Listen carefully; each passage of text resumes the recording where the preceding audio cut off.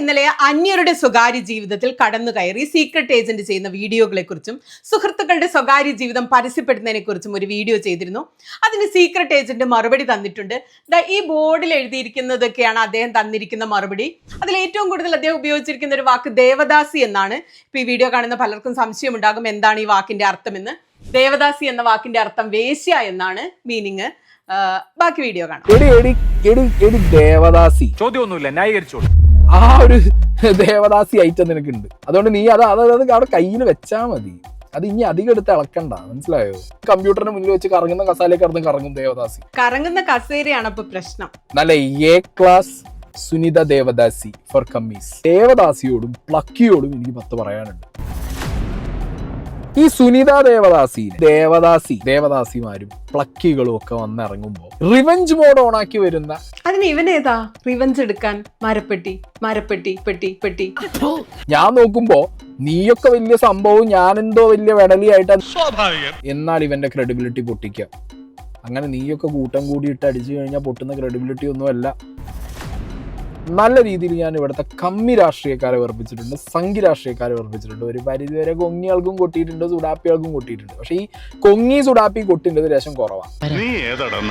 മാധവ് സുരേഷിനെ അടക്കം ഒരു സാധനം എടുത്തു വെച്ച് ആടിനെ പട്ടിയാക്കുന്ന രീതിയിലുള്ള നിന്റെ കമ്മിത്തരം ഇത് കേട്ട് ഞാൻ ശരിക്കും ചിരിച്ചുപോയി. മാധവ് സുരേഷിന് വേണ്ടിയൊക്കെ വാദിക്കാൻ വക്കീലുണ്ട് ഈ നാട്ടില്. നിന്നെ പോലെ കമ്മി ക്യാപ്സ്യൂൾ വിഴുങ്ങി കമ്മികൾക്ക് ചെയ്യി വിളിച്ച് രാവിലെ നീച്ച കഴിഞ്ഞാ മനുഷ്യനാവണം എന്ന് പറഞ്ഞ് നടക്കുന്നതല്ല. മനുഷ്യനാകണം. ദേവദാസി വേറെ നല്ല ഡിറ്റർജന്റ് കിട്ടുമോ നോക്ക്. പിന്നെ ആഭാസ യൂട്യൂബർ ആണോ ആഭാസം ഇല്ലാത്ത യൂട്യൂബർ ആണോ എന്നുള്ളതൊക്കെ നാട്ടുകാർ തീരുമാനിച്ചോളും മോളെ. ശരി, വീഡിയോ കാണുകയും കേൾക്കുകയൊക്കെ ചെയ്യുന്നവർ കാര്യങ്ങൾ തീരുമാനിക്കട്ടെ. അല്ല ചെങ്ങായിമാരെ, കസേരയിലിരുന്ന് കറങ്ങിക്കൊണ്ടിരുന്നാ മതിയോ? എന്റെ ഈ കസേരയോട് പലർക്കും അസൂയുണ്ടെന്നൊക്കെ എനിക്ക് മനസ്സിലായി. ഈ വീഡിയോ ഒന്ന് നോക്കിക്കേ.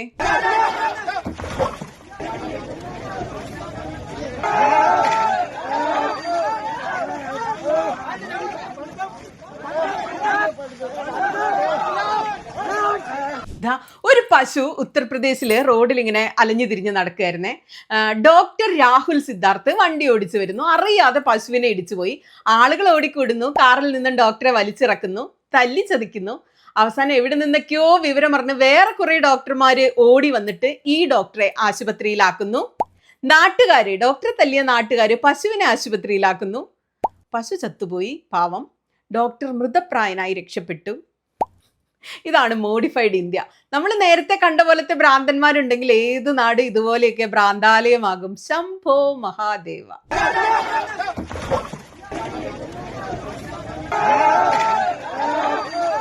അതിനിടയിൽ മനസമാധാനം തരുന്നൊരു വാർത്തയുണ്ട് കേട്ടോ. നമ്മുടെ നാട്ടിലും സന്ദീപ് വാര്യരെ പോലെ സുധീഷ് മിന്നിയൊക്കെ പോലെ ചില RSSകാർ ആ രാഷ്ട്രീയം ഉപേക്ഷിച്ചിട്ട് മുഖ്യധാരാ രാഷ്ട്രീയത്തിലേക്കും മതേതര മനുഷ്യരിലേക്കും വരുന്നുണ്ട്. അത്തരത്തിൽ സംഘികളിൽ നിന്നും രക്ഷപ്പെട്ട് സ്ഥിരബുദ്ധി നേടി മനുഷ്യനായി മാറിയ ഒരാൾ കേന്ദ്രത്തിന് അയച്ച ഒരു കത്ത് ഇപ്പോൾ സോഷ്യൽ മീഡിയയിൽ വൈറലാണ്. വൈറലാവാൻ കാരണം ആ കത്തിന്റെ ഉള്ളടക്കമാണ്. RSS, വിശ്വ ഹിന്ദു പരിഷത്ത്, VHP, ബജ്രംഗദൾ എന്നിവയൊക്കെ ഭീകര സംഘടനകളായി പ്രഖ്യാപിക്കണമെന്നാവശ്യപ്പെട്ടുകൊണ്ട് മുൻ RSS പ്രചാരകനായ യശ്വന്ത് ഷിൻഡെ കേന്ദ്ര സംസ്ഥാന ആഭ്യന്തരമന്ത്രിമാർക്ക് കത്തയച്ചു. രാജ്യത്ത് മുമ്പ് നടന്ന വിവിധ ബോംബ് സ്ഫോടനങ്ങളിൽ ഹിന്ദുത്വ സംഘടനകളുടെ പങ്ക് അന്വേഷിക്കണം. അദ്ദേഹത്തിന്റെ ഒന്നാമത്തെ ആവശ്യം. RSS മേധാവി മോഹൻ ഭാഗവത്, മുതിർന്ന നേതാവ് Indresh Kumar, VHP general secretary Milind Parande എന്നിവരെ അറസ്റ്റ് ചെയ്ത് അന്വേഷണം നടത്തണം എന്നൊക്കെയാണ് ഇദ്ദേഹം ആവശ്യപ്പെടുന്നത്. 2003 ബോംബ് നിർമ്മാണത്തിൽ തനിക്ക് പരിശീലനം ലഭിച്ചുവെന്ന് അദ്ദേഹം സ്വയം അവകാശപ്പെടുന്നു. അപ്പോ നാന്ദേഡ് സ്ഫോടനമടക്കമുള്ള വിവിധ സംഭവങ്ങളിൽ സംഘപരിവാർ നേതാക്കൾക്ക് പങ്കുണ്ടെന്ന് കാണിച്ച് നേരത്തെയും അദ്ദേഹം കോടതിയിൽ സത്യവാങ്മൂലം നൽകി. കൂടെ കിടക്കുന്നവർക്കാണ് രാപ്പനി അറിയാന്ന് പറയില്ലേ അല്ലേ? നമുക്കറിയില്ല, എന്തോ ഈ പശുവിനെ വണ്ടി ഇടിച്ചാൽ മനുഷ്യനെ തല്ലിക്കൊല്ലുന്ന നാട്ടിൽ എന്തും നടക്കും. അതുപോലെ തലച്ചോറ് നായി തിന്നു പോയവരാണ് നാട്ടിലുള്ള പലരും. നമ്മൾ വീഡിയോയുടെ തുടക്കത്തിൽ അത്തരത്തിൽ തലച്ചോറ് നായി തിന്നുപോയ ഒരാളെ കണ്ടില്ലേ? അതുപോലെ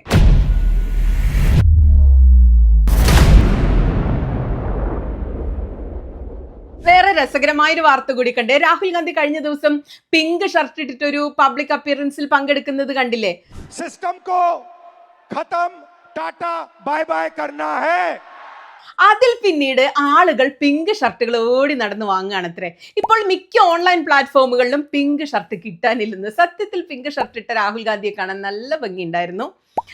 ഷർട്ടിനെ കുറിച്ചൊക്കെ പറഞ്ഞപ്പോഴാണ് ഇന്നലെ പാർലമെന്റിലെ പ്രധാനപ്പെട്ട ചർച്ചാ വിഷയം മുണ്ടും ലുങ്കിയും ധോത്തിയും ഒക്കെ ആയിരുന്നു. ലുങ്കിവാല എന്ന് ജോൺ ബ്രിട്ടാസിനെ, നമ്മുടെ MP-യെ BJP MP സുഷ്മിത ദേവ് വിളിച്ചു. BJP-യുടെ MP, അവർ മുമ്പ് കോൺഗ്രസ് ആയിരുന്നു. മുണ്ട് മടക്കി കുത്തി ബ്രിട്ടാസ് അവകാശ ലംഘനത്തിന് നോട്ടീസ് കൊടുത്തു. നിയമ നടപടികൾ, പ്രതിഷേധങ്ങൾ ഒക്കെ ഒരു വഴിക്ക് നടക്കുന്നുണ്ട്. നമുക്ക് അവരെ തിരിച്ചു വിളിക്കാൻ പറ്റിയ ഏറ്റവും നല്ല പേര് ചാണകം എന്ന് തന്നെയല്ലേ. അതിൽ വലിയൊരു ചീത്തപ്പേരൊന്നും ഈ ലോകത്തുണ്ടെന്ന് തോന്നുന്നില്ല. വേറൊരു പേരൂടെ വേണമെങ്കിൽ വിളിക്കാം, സംഘി. ഞാൻ സംഘിയാണ് എന്ന അഭിമാനത്തോടു കൂടി പറയുന്ന എത്ര ആളുകളെ നിങ്ങൾ കണ്ടിട്ടുണ്ട്? ഞാൻ വളരെ കുറച്ച് പേരെ കണ്ടിട്ടുള്ളൂ. അതിലെന്തോ ഒരു അപമാനമുള്ള പോലെയാ. അപ്പൊ ഹേയ് സംഘി, സുന്ദരന്മാരായ മലയാളി ആണുങ്ങൾ മുണ്ട് മടക്കി കുത്തി ഇറങ്ങിയാൽ എന്ത് ഭംഗിയാ. പിന്നെ ചുറ്റുള്ളൊന്നും ശരിക്കും കാണാൻ പറ്റില്ല. അതുകൊണ്ട് ഞങ്ങൾക്ക് ലുങ്കിവാല എന്നൊക്കെ നിങ്ങൾ വിളിച്ചാൽ സന്തോഷമേ ഉള്ളൂ കേട്ടോ ചാണകമേ.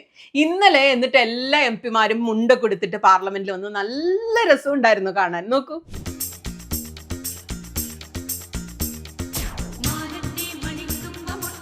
അതെ, VD സതീശനെ കുറിച്ചും ഓപ്പറേഷൻ തൂഫാനിൽ പിടിക്കപ്പെട്ട യൂത്ത് കോൺഗ്രസ്സുകാരെ കുറിച്ചും ഒക്കെ ഇടുന്ന പോസ്റ്റുകൾ ഫേസ്ബുക്കിൽ നിന്നും മെറ്റ റിമൂവ് ചെയ്തുകൊണ്ടിരിക്കുന്നു, ബാൻ ചെയ്തുകൊണ്ടിരിക്കുന്നു, ഇന്ത്യയിൽ കാണാൻ പറ്റാത്ത പോലെ ആക്കുന്നു. മോദി ഇതേ പണി കേന്ദ്രത്തിൽ ചെയ്യുന്നുണ്ട്. അതിനെതിരെ എന്നും പ്രതിഷേധിക്കുന്ന ആളാണ് രാഹുൽ ഗാന്ധി. അതേ രാഹുൽ ഗാന്ധിയുടെ പാർട്ടിയും നേതാക്കളും കേന്ദ്രത്തിൽ മോദി ചെയ്യുന്ന അതേ പണി ചെയ്യുന്നത് വളരെ മോശമാണ്. അഭിപ്രായ സ്വാതന്ത്ര്യവും മാധ്യമ സ്വാതന്ത്ര്യവും സംരക്ഷിക്കപ്പെടണം. ഇനി ഏതെങ്കിലും പോസ്റ്റ് എങ്ങാനും മെറ്റ മുക്കാതെ ഫേസ്ബുക്കിൽ ബാക്കിയായി നോർക്കുക. അതിന്റെ കമന്റ് ബോക്സിൽ നിങ്ങൾ പോയി നോക്കിയോ? കമന്റ് ബോക്സിൽ നിങ്ങൾക്ക് ഇപ്പോൾ ഡോൾഫിൻ ഇമോജികൾ കാണാൻ പറ്റും. കുറെ ഡോൾഫിനുകൾ ഇങ്ങനെ തുള്ളിക്കളിക്കുന്നതായിട്ട്. ഇന്നലെ എൻ്റെ കമന്റ് ബോക്സിൽ ഞാൻ ഡോൾഫിനുകളെ കണ്ടിരുന്നു.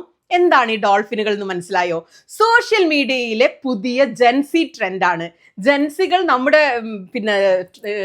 ഫേസ്ബുക്ക് ഒക്കെ സന്ദർശിക്കുന്നു, യൂട്യൂബ് സന്ദർശിക്കുന്നു എന്നതിന്റെ തെളിവാണ് ഈ ഡോൾഫിൻ ഇമോജി. ചിരിക്ക് പകരമാണ് അവരിത് ഉപയോഗിക്കുന്നത്. അപ്പൊ ഇന്ന് മുതൽ നിങ്ങൾ ഉപയോഗിച്ച് തുടങ്ങിക്കോ, അല്ലെങ്കിൽ നമ്മൾ ഭയങ്കര പഴഞ്ചനാണെന്ന് ജെൻസി പറയും. ചിരിക്ക് പകരം. അപ്പൊ ബാക്കി വിശദമായ വീഡിയോയുമായി നാളെ കാണാം.